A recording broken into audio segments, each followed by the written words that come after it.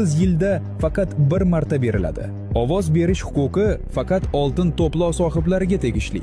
Ya'ni qarorni futbol afsonalarining o'zi chiqaradi.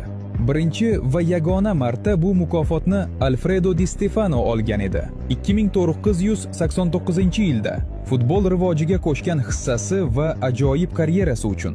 Lekin shu paytdan beri 30 yildan ko'proq vaqt o'tdi va endi navbatdagi super chempionni tanlash vaqti keldi. Butun dunyo intiqlik bilan kutmoqda. Final poygasida Lionel Messi va Cristiano Ronaldo.